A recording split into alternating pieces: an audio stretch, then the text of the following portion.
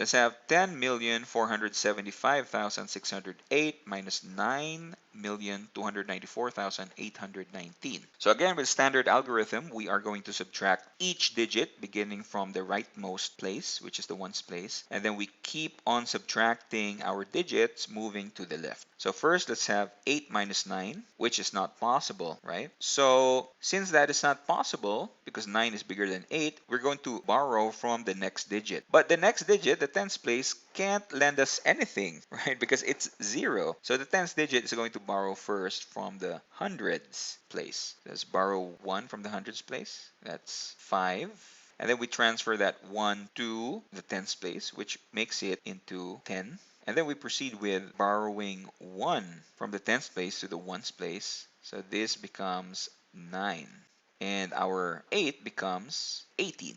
So now we can perform 18 minus 9, which is 9. And we can also perform 9 minus 1, which is 8. Next, in the hundreds place, we can't do 5 minus 8 because 8 is larger than 5. So what do? We borrow 1 from the thousands place. So 5 becomes 4. And then we add 1 to the hundreds place, making 5 into 15. So now we can do 15 minus 8, which is 7. Let's put a comma over here. And then we proceed to subtracting the thousands place. 4 minus 4 is 0. 7 minus 9 is not possible, so we borrow from the next place. 4 becomes 3. And then we add the digit 1 to the left of the digit 7. So 7 becomes 17. So 17 minus 9 is 8.